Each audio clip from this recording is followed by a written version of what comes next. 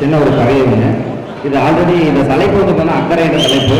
இந்த அக்கறை என்ற தலைப்பு வந்து பார்த்தா கல்யாண்ஜி அவர்கள், அதாவது கல்யாண சுந்தரம் என்ற ஏற்பர் 9th புக்கில் வந்திருக்கும். ஆனால் அதை அந்த தலைப்பு மட்டும் தான் அவர் வந்து எடுத்திருக்கேன்.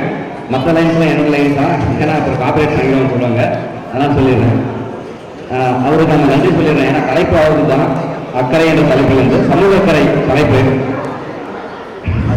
இதில் 2 அக்கறை வரும். இந்த 2 அக்கறை வந்து சொன்னால், ஒரு அக்கறை என்ன சொல்லுவாங்கன்னா பரிவு, கவனம், ஈடுபாடு, ஆர்வம், இதை பற்றி சொல்லப்படுது. ஆங்கிலத்தில் சொல்லுவாங்க கேர் அப்படின்னு சொல்லுவாங்க. இன்னொரு அக்கறை அப்படின்றது இப்போ நம்ம ஏரியில் இருக்கிறோம் அந்த கரை, அந்த கரையை வந்து தான் சொல்லுறது இன்னொரு அக்கறைன்னு வரும். இது ஏன் சொல்றோம்னா 2 இடத்துல அக்கறைன்றது பொருள் வரும். அதை கரெக்டாக புரிஞ்சாதான் அந்த கதையை புரியும். அதனால சொல்றேன். யாரோ ஒருவர் மீது யாரோ ஒருவர் அக்கறையுடன் தான் உள்ளார்கள். ஆனால் நாமோ நம்முடைய நலனின் மீது அக்கறை செலுத்துவதன் மீது எப்பொழுதும் எந்தவித அக்கறையும் நாம் கொள்வதில்லை. இதற்கு காரணம் இயற்கை மனிதன் மீது கொண்டு அக்கறையா என்று இக்கரையில் உள்ள மனிதன் ஒருவன் அக்கரையில் உள்ள தனது அன்பான நபரிடம் அக்கறையோடு கேட்டான். ஆனால் அந்த நபரோ இவன் மீது எந்தவித அக்கறையும் இல்லாமல் எதிரோ கரையை நோக்கி அக்கரையிலே நடந்து கொண்டிருந்தான். அந்த அக்கறை இல்லாத மனிதன். இந்த சமூகத்தில் அனைவருடன் அக்கறையோடு இருங்கள்.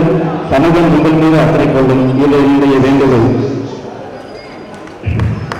அதற்கு சின்னதாக ஒரு அங்கேன் தான்.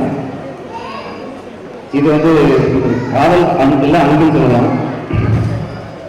கடலில் இருக்கும் அலை போல நான் என்றும் உன்னுடன் இருக்க ஆசைதான்.